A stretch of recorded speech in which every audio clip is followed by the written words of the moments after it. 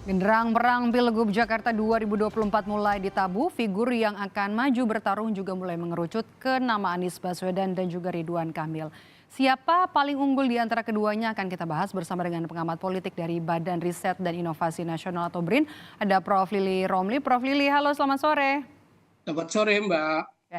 Prof. Lili, bagaimana Anda melihat peluang nanti pertarungan antara Anies Baswedan dan juga Ridwan Kamil di Pilgub Jakarta? Ya, yang pertama sebelum menjawab, saya kira warga Jakarta happy nih. Kenapa happy? Karena ada dua kader bangsa terbaik ikut bertarung di Pilkada DKI Jakarta ini. Kenapa dikatakan terbaik? Karena saya lihat baik Anies Baswedan maupun Ridwan Kamil kan sama-sama mantan gubernur yang memiliki prestasi di dua provinsi yang berbeda, di Jakarta dan di Jawa Jawa Barat. Barat. Sehingga dua orang ini, sosok ini memiliki kompetensi yang cukup baik menurut saya. Oleh karena itu pasti warga Jakarta memang akan mengalami dilema juga. Kira-kira siapakah di antara dua kandidat ini?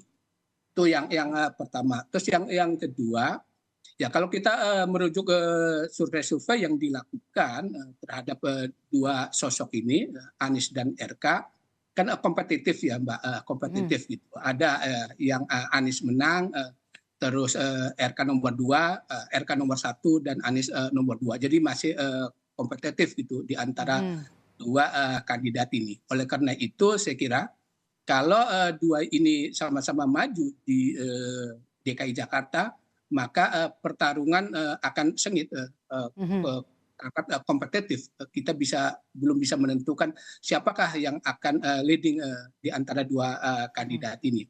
Nah itu tergantung dari sentimen pemilih itu sendiri. Kalau sentimen pemilih DKI Jakarta positif terhadap Anies, bisa Anies leading. Tetapi kalau sentimennya negatif, ya bisa RK. Nah, kenapa seperti ini saya katakan? Ya contoh ketika kompetisi antara Volker dengan Pak Jokowi, Pak Jokowi kan, Pak Jokowi kan newcomer dari Solo ke Jakarta. Tetapi karena sentimen negatif terhadap Volker tinggi, kemudian Jokowi keluar sebagai pemenangnya. Ya, gimana Mbak? Oke. Jadi kalau kita lihat ini ada yang menarik ya, dibandingkan dengan pilkada dari daerah lainnya. Pilkada Jakarta menarik karena bukan cuma soal adu elektabilitas dari keduanya, faktor ketokohan, tapi juga rekam jejak dari keduanya juga yang cukup moncer begitu ya menurut Anda? Iya betul. Saya kira ini dua orang sosok ini kan memiliki kapasitas, memiliki kompetensi yang tidak diragukan saya kira. Dan dua-duanya kan memiliki pengalaman memimpin di daerah. Sehingga saya pribadi tidak meragukan kedua sosok ini.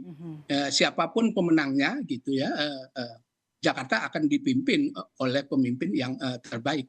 Baik itu Anies maupun RK. Oleh karena itu saya katakan warga Jakarta ini akan betul-betul selektif dilema gitu. Siapa kira-kira yang terbaik untuk memimpin Jakarta ini gitu. Karena dua sosok ini adalah dua sosok putra terbaik saya kira dari pengalaman sebagai kepala daerah. Oke. Kalau nanti misalnya memang pertarungan Anies Baswedan versus Ridwan Kamil di Pilgub Jakarta ini benar-benar terwujud, Prof, mungkin nggak ronde 2 koalisi Pilpres akan terulang lagi di Pilkada Jakarta 2024? Ya, kalau PDIP jadi mendukung Anies, ini memang ronde kedua dari Pilpres 2024 kemarin ya. Sehingga memang koalisi Indonesia Maju full mendukung Ridwan Kamil dan 01 dan 03 bergabung mendukung Anies Baswedan. Sehingga pertarungan ulang Pilpres 2024 kemarin. Nah, oleh karena itu saya kira juga masyarakat publik pemilih Jakarta ya akan terbelah dua lagi gitu loh. Oleh karena itu siapa yang pandai nanti menarik simpati dari warga Jakarta. Mhm. Tentu warga Jakarta ini kan berbeda menurut saya Mbak ya dibandingkan Mhm mhm. dengan pemilih-pemilih di luar Jakarta gitu. Kecenderungannya lah pemilih Jakarta ini kan sangat rasional gitu ya, Mhm. rasional. Apalagi kemudian menghadapi Jakarta pasca tidak lagi menjadi Ibu ibu kota. kota. Mhm. Tentu menghitung betul siapakah pemimpin yang layak yang bisa mengatasi problem DKI Jakarta pasca tidak lagi menjadi ibu kota. Mampukah di luar dari bayang-bayang, keluar bayang-bayang dari ibu kota negara, yang mampukah Jakarta bertahan sehingga tetap menjadi barometer nasional. Jadi persoalan-persoalan itulah saya kira yang akan menjadi pertimbangan dari pemilih. Nah, Mhm. ketika dua kandidat itu menawarkan solusi yang terbaik buat Jakarta, itulah sekira yang akan dipilih itu oleh pemilih Jakarta. Mhm mhm. Oke oke. Saya mau mengutip pernyataan dari Wakil Ketua Umum Partai Gerindra Habibur Rahman kan kemarin menyebut kalau Anies nanti dipasangkan dengan Ahok ya Prof, maju di Pilgub Jakarta kemudian melawan Ridwan Kamil maka Anies Ahok ini bakalan kalah kata Habibur Rahman. Bagaimana Anda melihat pernyataan dari Habibur Rahman itu? Ya, kan saya kira Pak Anies tidak akan mungkin berpasangan dengan Pak Ahok gitu Mhm. kan itu. Jadi nggak bisa dijelaskan seperti itu. Bahwa kemudian Pak Anies akan kalah dengan Ridwan Kamil, ya dilihat makanya dari program-programnya itu gitu loh. Saya Mhm. tidak dalam konteks untuk menolak pendapat Pak Habibur Rahman karena itu subjektif ya, Mhm. subjektif. Tetapi saya melihat adalah yang akan menjadi pemenang di Pilgub Jakarta adalah terkait dengan program itu. Jadi sejauh mana program-program nanti yang ditawarkan kepada pemilih Jakarta itu untuk mengatasi masalah-masalah yang selama ini terjadi di Jakarta. Nah, kelebihannya Anies adalah dia sudah mempunyai jejak rekam. Solusi-solusi problem Jakarta sudah diselesaikan. Itu bisa jadi adalah modal ya, modal politik buat Anies karena ada sudah bukti itu. Nah, sementara Ridwan Kamil mungkin ya akan mendapatkan persoalan bagaimana selama ini persoalan Jawa Barat umpamanya kan ketika persoalan itu untuk DKI Jakarta, apakah Mhm. persoalan Jawa Barat sama dengan persoalan Jakarta? Kan berbeda meskipun bertetangga. Mhm. Jadi pertanyaan-pertanyaan kritis akan muncul terhadap kedua kandidat ini. Mhm.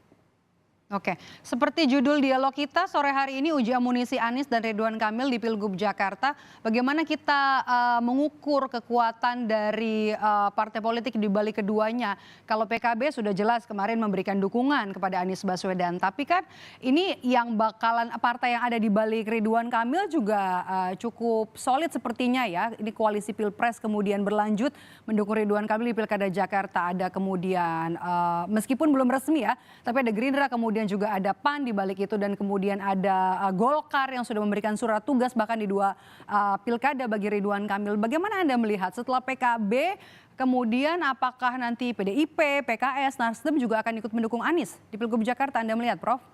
Iya, pertama untuk Ridwan Kamil memang Ridwan Kamil sudah aman ya. Gerindra dan Golkar sudah memberikan dukungan, Mhm. mencalonkan ke Ridwan Kamil jadi udah aman. Terus yang kedua adalah karena memang Ridwan Kamil adalah sebagai kader Golkar sehingga memang tiket itu gampang diperoleh. Mhm. Apalagi kemudian ketika Pilpres kemarin kan dia memiliki kontribusi bagi Memenangkan Prabowo. pemenangan Prabowo. Jadi Mhm. banyak kelebihan-kelebihan yang dimiliki oleh RK sehingga memang aman kalau RK memilih DKI Mhm. Jakarta. Gitu. Sementara Anies memang bukan kader partai. Problem memang bukan kader partai. Baru PKB. Apakah partai-partai yang lain akan mendukungnya? Ya di sini memang saya kira lobby politik yang dilakukan Anies ini yang menentukan apa yang bisa ditawarkan oleh partai-partai politik ketika dia akan maju. pasti di situ ada semacam diskusi, dialog untuk meyakinkan agar partai-partai tersebut mengusungnya. Nah, saya melihat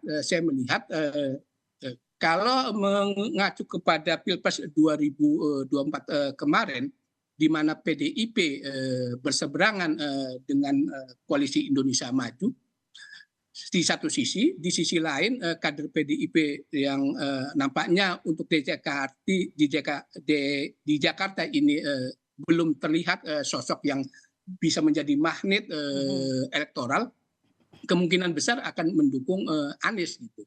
Jadi ada peluang itu PDIP mendukung Anies. Dengan demikian, meskipun Anies bukan kader partai, akan didukung oleh partai tersebut. Yang ketiga sih kira ya peluang dari PKS gitu, karena PKS pun meskipun mengusung kadernya, salah satunya kan Pak Mardhani, tetapi kan tingkat elektabilitasnya juga masih jauh. Gitu. Pertimbangan-pertimbangan itulah itu yang menyebabkan Anies percaya diri bisa diusung oleh partai-partai tersebut.